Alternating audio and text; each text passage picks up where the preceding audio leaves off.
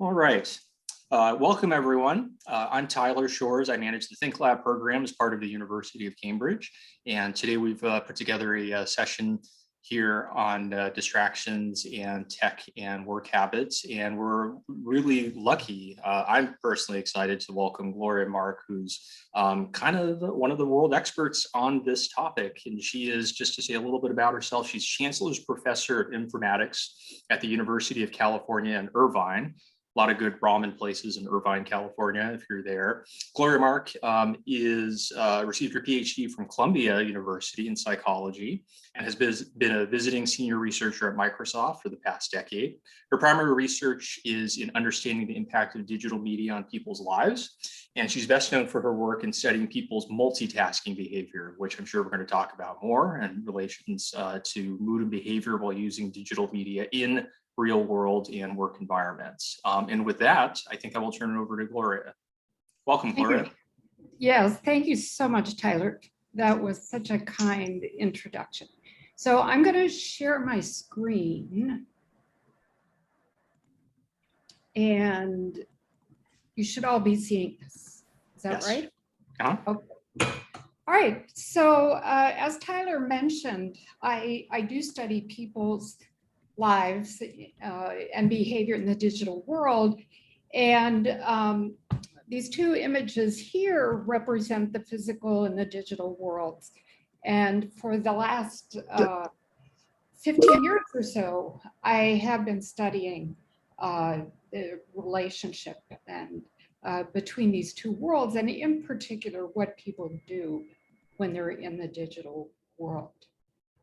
So before I talk about my results, I want to give just an overview about some ideas of attention, because I think these will be very useful when we start looking at the results. So first of all, attention is goal-directed. And what that means is that where we choose to place our attention is actually directed by what our goals are. So if my goal is to do email, that directs my attention to email. If my goal is to look up on the internet information about organic strawberries, that's my goal. But we're continually involved in a kind of dance. You can think of it like a dance between negotiating our internal goals, my internal goal of doing my email, and external goals, such as maybe there's a notification that's luring me into Facebook. So goals are subject to interference.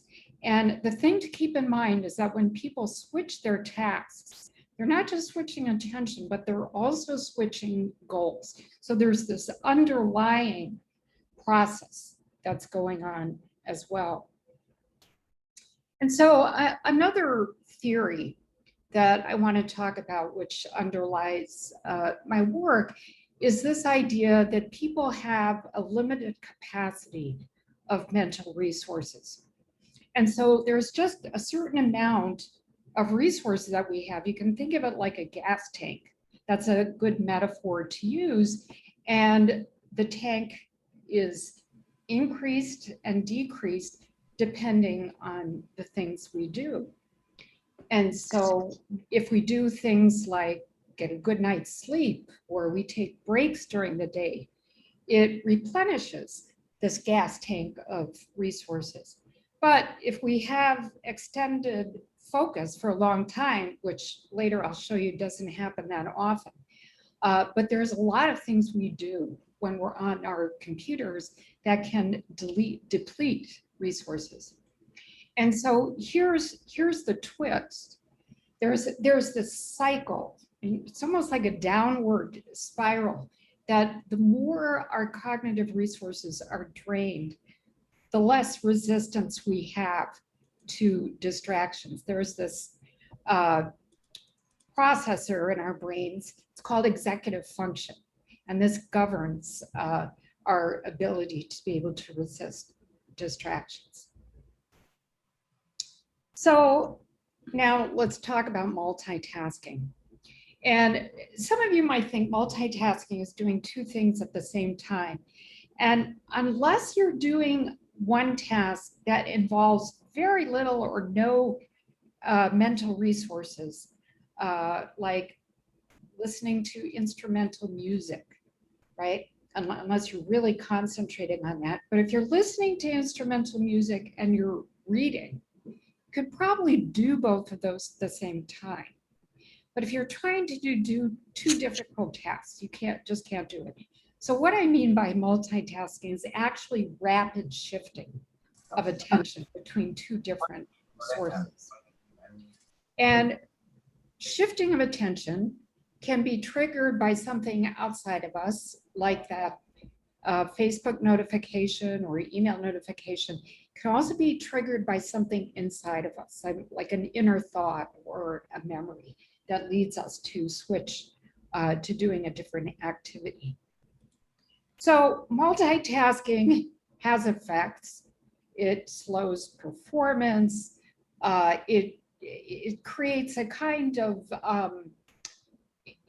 interference because you're probably thinking about something else while you're working on your current task, and it increases the mental load, creates what's called an attention residue. We know that the more often that people switch, it's associated with a lower end of day assessed productivity. Oops.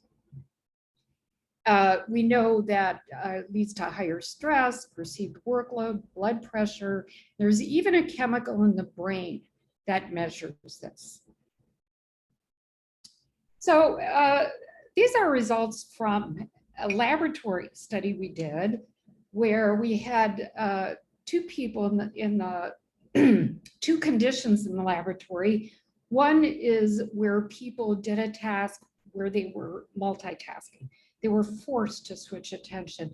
And the other task, they just worked on the task through to completion and then worked on the second task. And you can see here that the two right images, if you can see the word angry, represents that when people multitask, their emotions show significantly more negative affects. So things like anger. And this was, we used a automatic emotional detection algorithm on videotapes to be able to detect these, and this has pretty high accuracy. So multitasking puts people in a bad mood to the extent that your displayed facial emotions can actually reflect emotions inside of you, and research suggests that's the case. But usually I don't do studies in a laboratory because I like to go where people are. So I believe that to really understand how people are using digital technologies, you have to go into in the natural environment where people are using them. There's no way you can model things like relationships with other people or career trajectories or chronic stress in a laboratory, but you can get at these kinds of things if you look at people in the environments where they normally work. So I use a lot of different kinds of sensors and biosensors to be able to pick up information while people are at work. For example, we use biosensors to detect stress. We log people's computer activity. We use experience sampling in the top right corner to get people's subjective impressions of what they're experiencing. The top left image is a sense cam, which was actually designed in the city of Cambridge at Microsoft. And that takes photos of face-to-face interaction. And this strange looking image on the right is a thermal imaging camera that we use to detect stress. So I want to talk about this idea of kinetic attention, because this is what our research found. Kinetic attention is the kind of attention that people ordinarily have when they're on their devices. And you know that the word kinetic means dynamic or being in motion. And in the digital world, people display this kind of kinetic attention behavior. They're rapidly shifting their attention. But kinetic attention doesn't mean it's all bad, right? It can be positive because it means you're on alert. Maybe you're on alert for that budget that your colleague is going to send you, or you're on alert for other information that you might be looking for on your computer. So it's not all bad. But this is a measure that was taken in 2016, and we found that people's average duration of attention on any computer screen was 47 seconds, and that's day in and day out.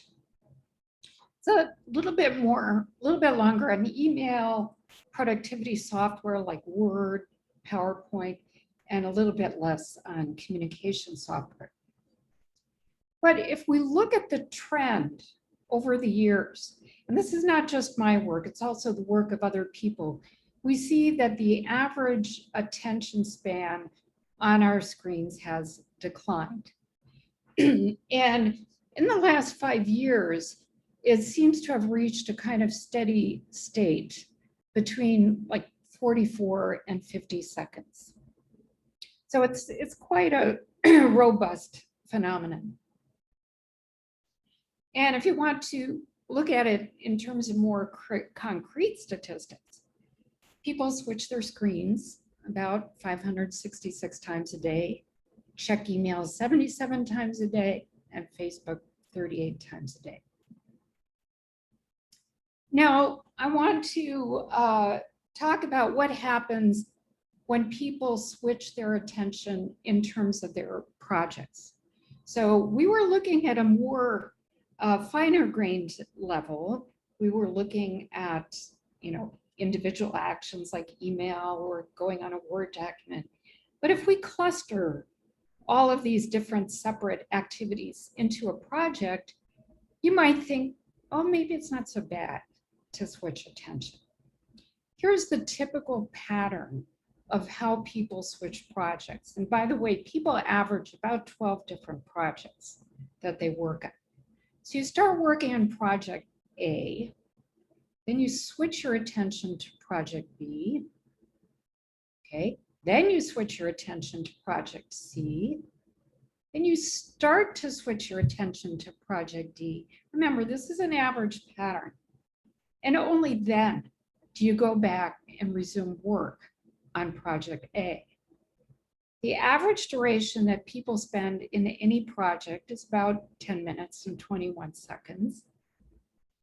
And the average amount of time it takes to resume work from a project that's been interrupted is about 25.5 minutes. And people don't just get interrupted, quickly do something and go back to that original project, but they actually work on an average of about 2.25 different projects. That means their mind, think of it as you've got this internal whiteboard, right? You're erasing it, writing something new on the whiteboard, erasing it, writing something new. That's what people's typical day is like. There are individual differences in focus duration, as you might expect, because there's individual differences in many things in psychology, almost everything in human-computer interaction. And we found a factor called lack of control that can characterize individual differences. People switch more frequently who are higher in neuroticism. This is a personality trait, higher in an impulsivity trait, and when people are more susceptible to stress. So stress leads people to shift their attention. Interruptions are not all bad, just like with kinetic attention. We tend to know the bad sides of interruptions. It distracts us from work, it increases our cognitive load, leads to higher stress, but they can be positive if they're controlled, if you're in control of them. It can lead to a mental break from work, which can allow you to replenish your mental resources, can lead to a social connection with others. But one of the most surprising things in our research is about half of all interruptions are self-generated. That means they're initiated by the person. And we did a study to try to figure out why that's the case. And I'm just going to talk about one of these results, which is at the bottom, which says external interruption. And what we did was we clustered the data into 1 hour blocks of time. And we find that when external interruptions rise in 1 hour, internal interruptions rise in the next hour. But you don't see that same pattern just with internal or self-interruptions alone.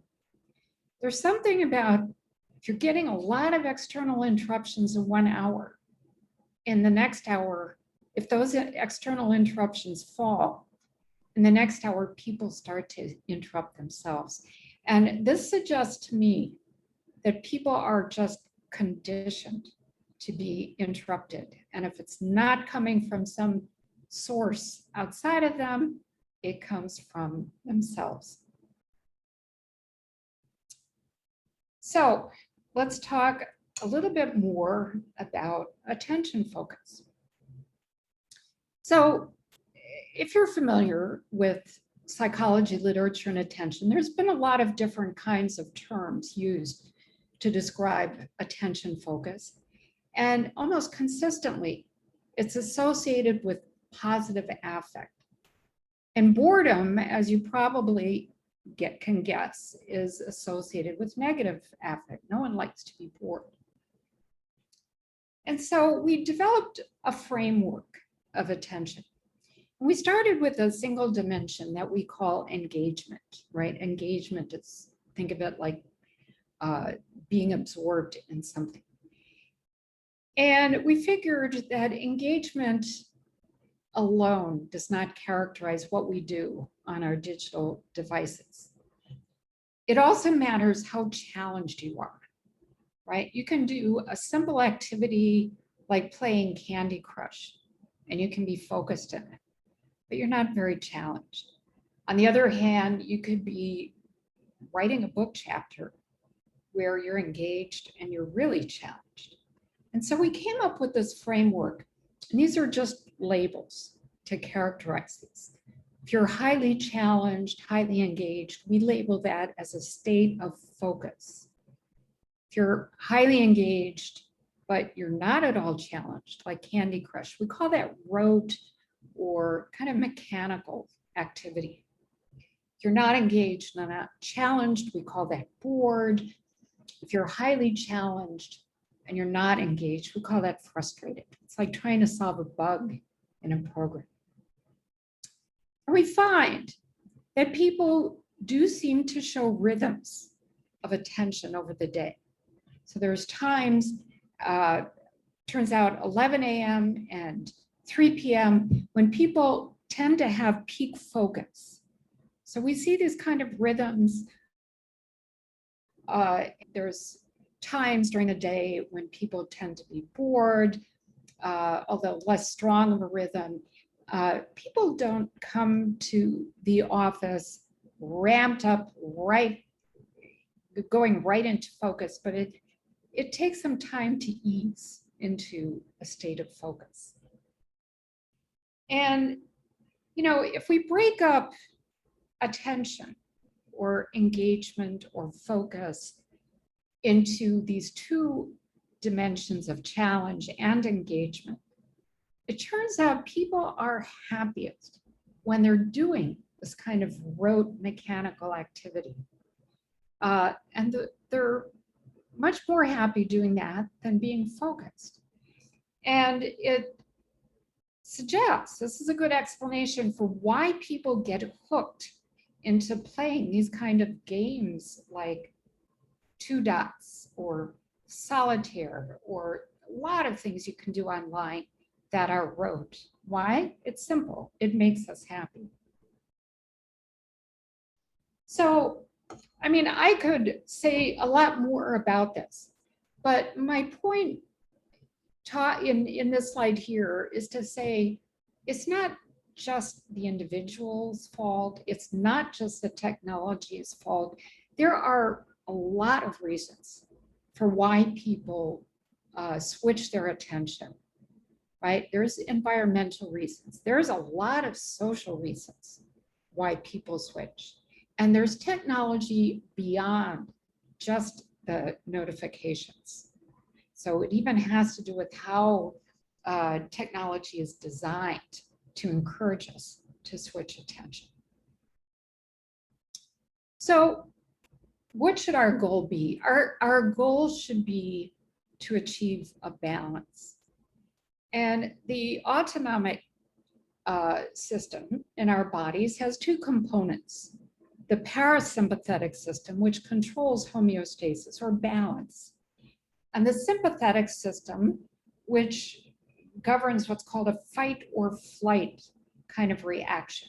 You know, when that bear is chasing you in terms of an evolutionary perspective, right? You either stay and fight the bear or run, or if you have that irascible colleague in your office, you either stand up to them or you leave. And so our goal should be to maintain a balance of cognitive resources. So what can you do? First of all, you know, be aware that you have limited cognitive resources and think about how you're going to distribute these over the day. What is your peak time? Everyone has a different chronobiology. Some people are early types, some people are late types. What is your peak time? And save that time for doing your hard work. So, you know, don't waste it on doing something like email unless that is hard work for you. And remember that every time you switch attention, it drains that gas tank of resources. And also remember that there is this spiral that the more your cognitive resources are drained, the less you're able to resist distractions. And also remember that each task, it not only has a certain amount of effort involved, but there's also an emotional valence associated with that task. So think about designing your day, not just in terms of when to do hard tasks, but also in terms of the kind of emotion that you can expect from them.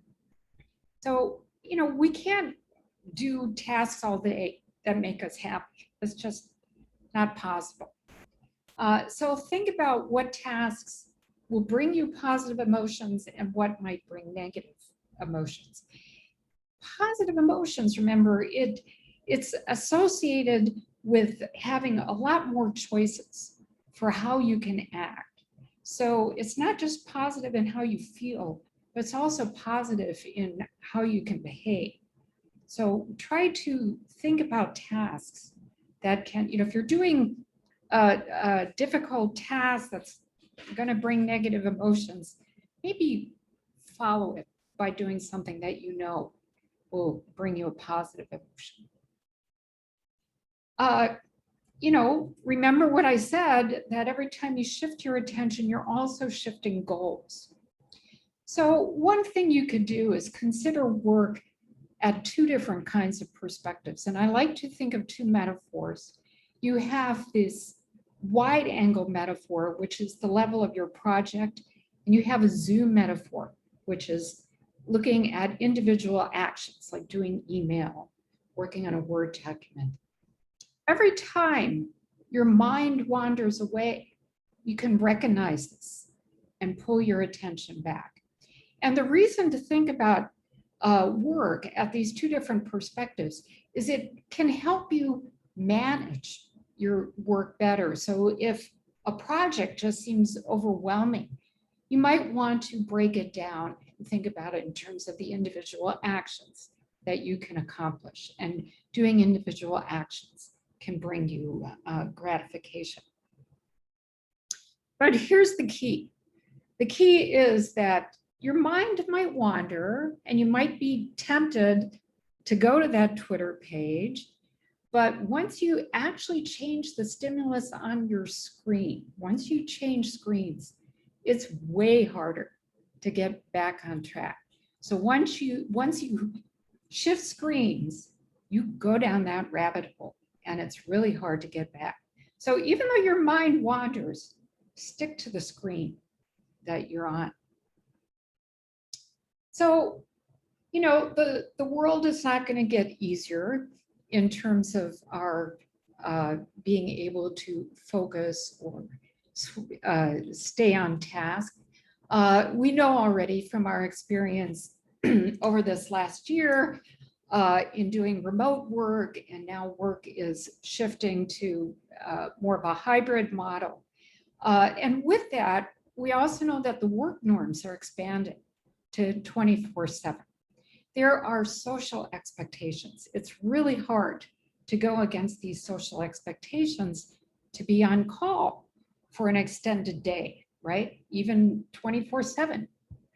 So we're moving toward a state of permanent work. Also keep in mind that as we continue to develop more sophisticated AI and personal digital assistants, these will handle routine information because they are not good at handling complex or ambiguous information, but humans are. And that means that the information left for humans to work on is going to be more complex. So this means that when we shift attention, we're going to be shifting to more complex kinds of environments. So let me just close by saying, know your rhythm, right? Know when your peak time is. Think about balancing focused and rote work. Focused work, of course, has benefits, but rote work in its place and within reason can help us recharge and replenish. And of course, we know it makes us happy doing rote work, but we can't do rote work all day. So think about a balance. Think about disconnecting, taking breaks to rebuild, replenish resources. And remember Parkinson's law, work expands to fill the time available for its completion. If you allot yourself a half hour to do something, you'll probably do it in a half hour. If you allot yourself 4 hours, you'll probably do it in 4 hours. So I would like to extend warm thanks to people who I've collaborated with to make this work possible. And I would like to thank you for allowing me to talk about my experiences in studying the physical and digital worlds. Thank you. Thank you, Gloria. I thought that was fascinating in some of the figures and things that you shared. Now we can kind of turn it over to audience if you have questions. We are recording this session, so if you'd like to either raise your hand and chime in with a question or send a question over chat now and I can read that aloud for you, whatever you prefer. I have a few questions while everyone is kind of mulling over some of these things that we've just heard. Gloria, I had read your paper on with Microsoft and some of your colleagues that were just on that slide recently about the remote work stuff. I'd be curious to hear what you've noticed either in your own work or other work that's been done. Like what's different now, say like, you know, from a year and a half ago in terms of, because you mentioned Parkinson's law, for example, the idea that maybe there is more, we're all kind of working from home, but we're also living at work, so to speak. So it is harder to kind of put those boundaries. So maybe we're working more hours and everything. Does that mean multitasking and distractions have also had a change since in our work habits? Are we kind of, edging things out, as in like expanding things out? It's like, well, now I have, X number of hours to be online. And because I'm not working that many hours, I'll reward myself with a break with more distractions in between. I'm just curious. I'm curious if you've noticed that. It's a great question. So what we're finding is that the kinds of distractions are changing when people are at home. You've got that pile of dirty dishes or the pile of dirty laundry that serve as distractions. There's a psychologist who did a study almost 100 years ago, Bluma Zygarnik, who found that when people have an interrupted task, they tend to remember it better. Why? Because it creates tension. It's churning over and over and over in your mind, get back to that task, finish it.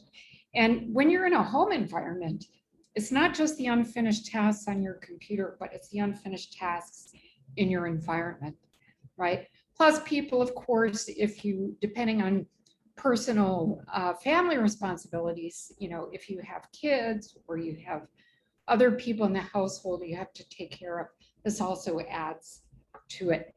And the other thing that we find is that when people are at home, there tends to be a natural slippage into people's chronotypes. So if you're a late type person, people tend to start their work later.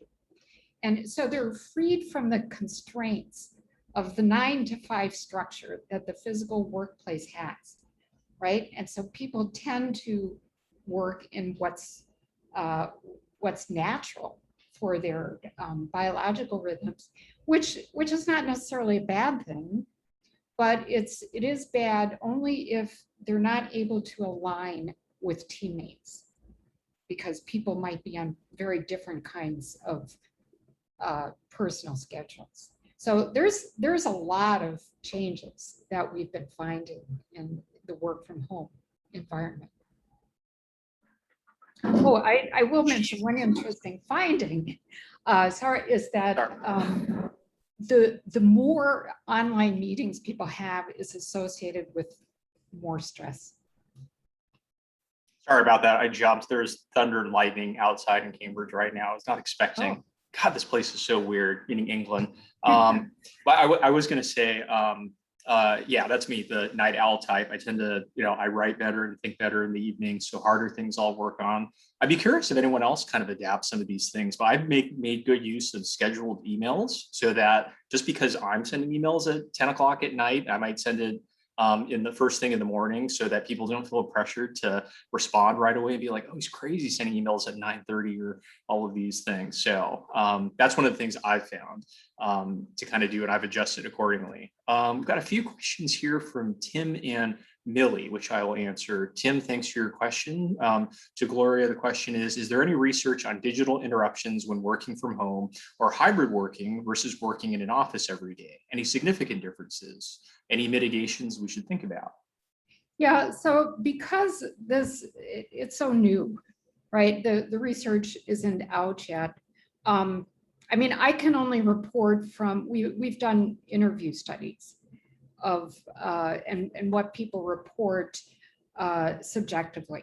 And it's what I had explained, that they tend to be interrupted by things in their personal surroundings. We're attached to our personal surroundings. And so if we see something that's not quite right, like this pile of dirty laundry, which is actually in the room here, it affects us more than if we were, say, in an office environment and we see maybe a pile of papers that are out of place. It's not necessarily belongs to us. So we don't feel compelled to do something about it. So there is that. And in terms of just, being able to focus, a lot of it is very much influenced by people's personal family responsibilities and, interruptions from kids or, partners in the household. And I should also say physical environment, because some people are working in bedrooms or in kitchens with other people, or, so they don't necessarily have a good ergonomic space to work in. That's a good point too. I want to ask a question about kind of makeshift workplaces, but first, Millie has an interesting question I'd be curious about. We regularly hear about the Pomodoro technique, which for people that haven't heard of this before is 25 minutes of work and then a 5-minute break. There are apps, free apps that let you do this, or any sort of stopwatch can do this too. Millie asks, is there any evidence that the Pomodoro method is better or worse for managing interruptions? And has it had any impact on focus periods? So it's mixed. And again, it depends on the individual. For some individuals, it seems to work. For others, it doesn't. It doesn't work for me. And so it really depends on individuals. And I don't know what the individual factors are that can explain why it works for some and not others.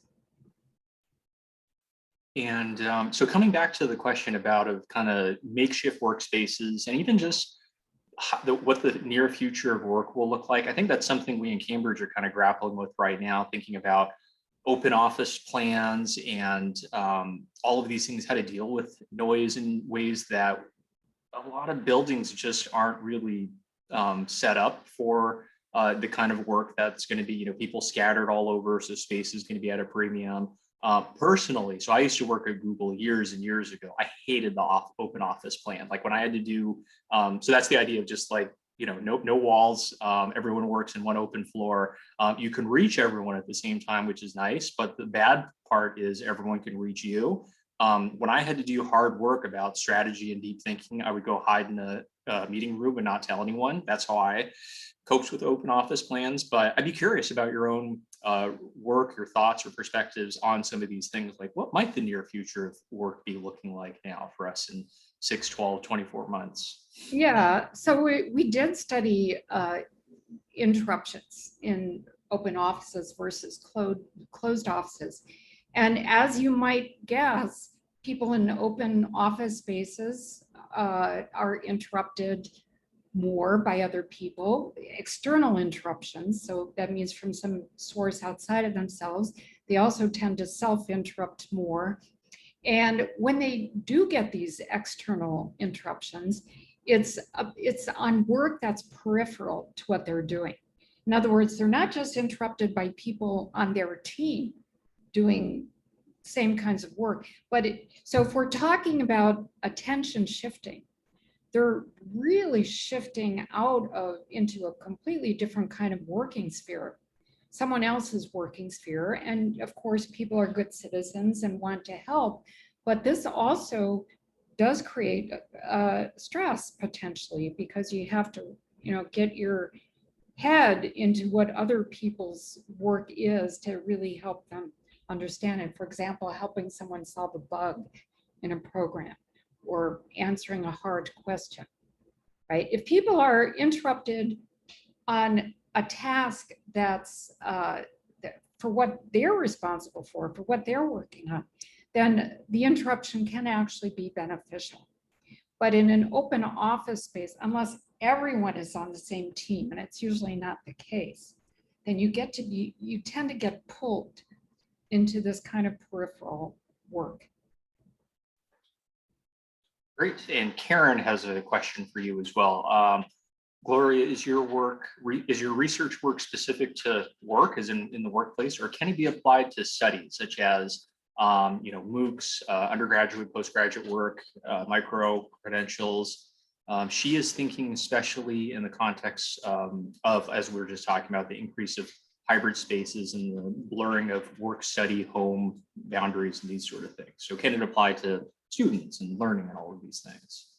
Yeah, sure. It can be applied to other settings, and we have done work in the college setting. So we've also tracked college students, and we find their attention focus is also really quite short. We also look at switching between the computer and phone.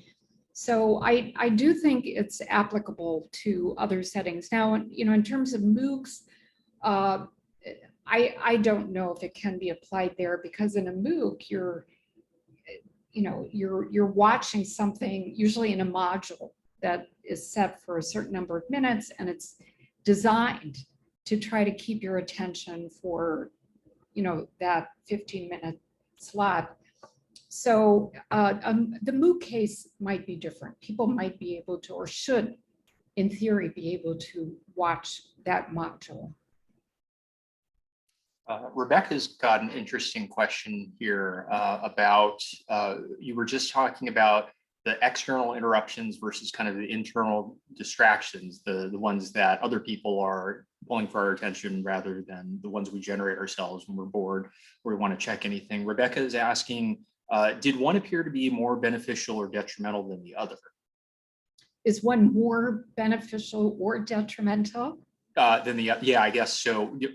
Was one more distracting, I guess, like as if it was generated by me as opposed to receiving a phone call or something, in terms of how long it takes to return a task? It depends. It depends, because an external interruption can bring you completely out of your work, and you have to make a severe cognitive shift, especially if it's on work that doesn't relate to you. On the other hand, an internal interruption can do the same thing. So the way to think about it is whether the internal or external interruption are related to what you're doing. And the internal interruption can lead to a new idea that can benefit your work. So the organic chemist Kekule was trying to think of the shape of, I think it was the benzene. Was it the benzene molecule? And he came to that idea just from daydreaming, right? So, there can be benefits. There's, you can think of a trade-off between, you can have your attention wide in the environment where you're open to all kinds of input, could be external interruptions. So think of it like a flashlight that's diffused. You can also think of the flashlight that's narrowed to a pinpoint of light where you have extreme focus. You're filtering out all kinds of potential interruptions. Both of those have a benefit, right? The key is to be able to control the flashlight field of view, right? To control it, that can really help you in your work, right? If it's too diffuse all the time and you're open to external and internal interruptions, it may not benefit you. Sometimes it can, but it may not. But having this pinpoint of light may help you focus, at least in the short term. It will get you stressed in the long term. And it also blocks out potential ideas or external interruptions that can potentially have a benefit for you. So it was a long answer, but I hope it. Yeah, interesting answer. Thank you.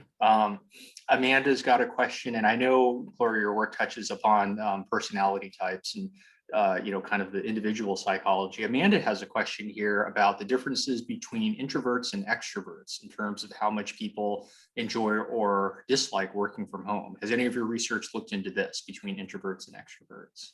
And Tyler, sorry, Gloria, lovely to meet you, and thank you for a fascinating session. Just so many great things. But what I was thinking of when you're talking about internal and external distractions, and whether a particular personality type, say if you're an extrovert, that perhaps you're more open to having a distraction or you're looking for it, whereas if you're an introverted type, then maybe you're more focused. I mean, that might be sort of, just me making it up, but I'm just very interested in that. That's actually a great intuition, and you would expect that, but we've not found a relationship between extroversion, introversion, and people's self-interruptions or external interruptions. Yeah. It doesn't mean that it's not possible because, you know, the nature of research, we didn't find in the studies that we've done, but there might be other situations and other settings where this may come about. It's the nature of research, right?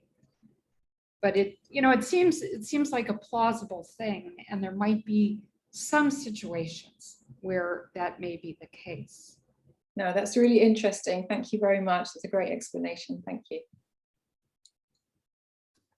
We have time for a few more audience questions. If anyone wants to bring in another one from Karen, which is actually one of the questions I was going to ask. So Karen's question is, do you have any tips you can share from your research about how to avoid distractions, especially in terms of interruptions or change in tasks or flow? Yeah, so it's related to the things I was talking about. So first of all, remember that when we have a full tank of mental resources, we're much better able to focus, and we're much better able to resist distractions. So, you know, the key is to think very carefully about the hard work, the important work you need to do, and do that at a point when you've got this full tank available, because that's going to help you filter out those potential distractions.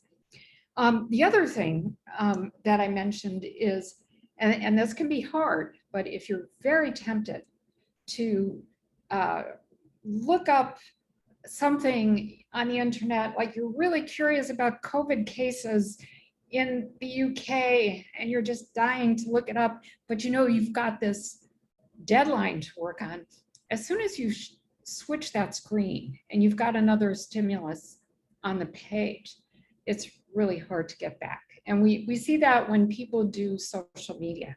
They say, you know, I'm just going to take a quick break. I'm just going to go to Facebook for a few minutes, and then 30 minutes goes by and they're down the rabbit hole. And so don't change your stimulus. Don't change the screen, right? No matter how tempted you are to do something else, because it's really hard to get back. And so our minds wander, and I would say accept the fact that our minds will wander. But as soon as you realize your mind is wandering, bring it back to your task. That's the principle of mindfulness, if you're familiar with that. And of course, you know, some people have techniques where they turn off all notifications, but for any, I will say that for any individual to turn off notifications completely can potentially penalize that person, because we need information from our work. We need work communication. And if you cut that off, you're penalizing yourself. You're the one who's missing out. So we can't always just tune out notifications. You can do it for a short period of time if that will help you. I have a question, because my research also deals with digital distractions. So I talk to a lot of people too who, and hopefully this will be kind of a fun question and done. I hear a lot of language when people say, I have a really bad attention span. I have a terrible attention span. I'm so bad at multitasking. There's this kind of like moral charge with some of these things, how people talk about it. So I'm just curious, do you think there will ever be a point where we kind of more normalize and just accept that as like, oh, people multitask, people do get distracted. It's kind of built into our, you know, our brains, our psychology a little bit.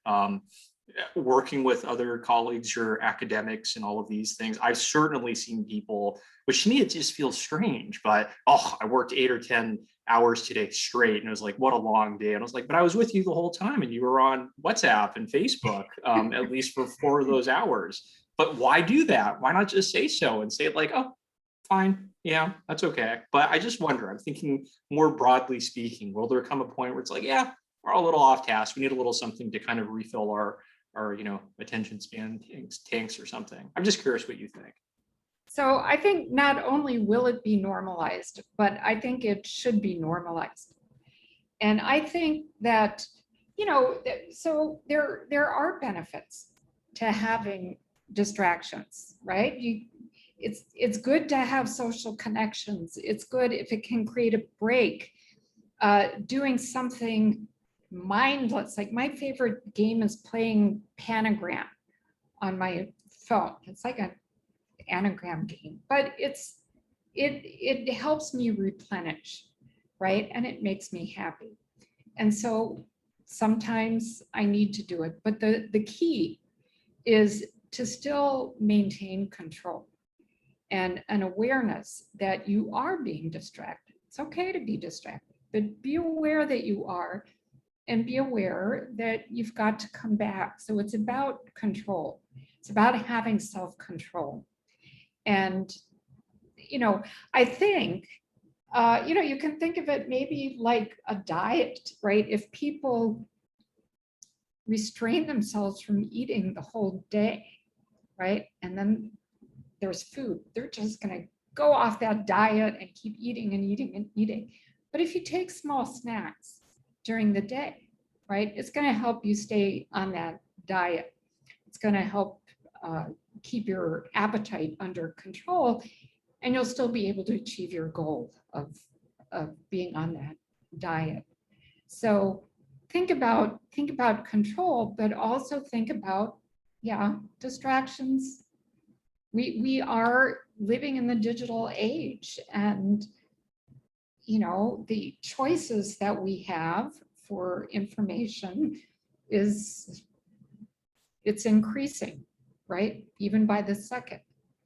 So let's accept it, but let's think about how we might control it. I think, how are you doing, Gloria, on time? We've had a couple of last minute questions come in. I can try to summarize. Let's see. Claudia's got a question here. I'm just going to summarize. I wonder if I could ask about multitasking brain. Keep focus on a project. Okay. I'm not really sure how to summarize this question, actually.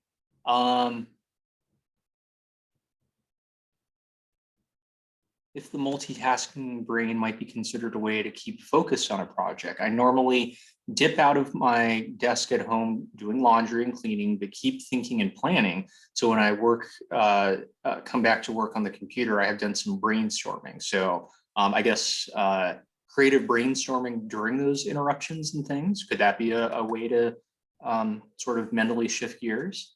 Yeah, absolutely. Absolutely.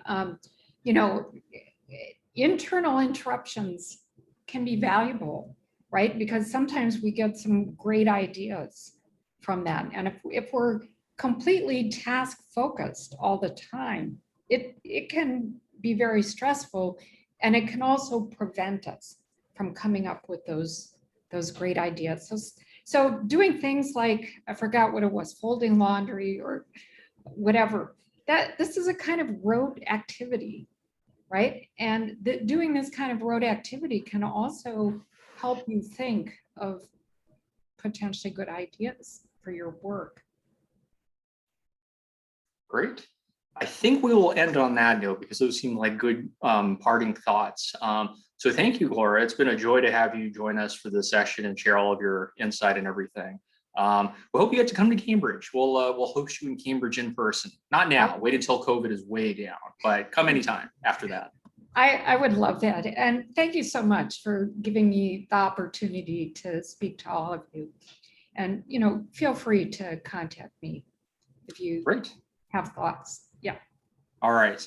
Thanks a lot for joining us. And thank you everyone for attending. The video will be online. Natalie will post that for anyone that would like to check it out later. Everyone else have a good evening, or for Gloria, have a good, is it 12 over there? It is nearly noon. Yeah. Nearly noon. Lunchtime break then. Great. Thanks a lot again. Bye, everyone. Bye.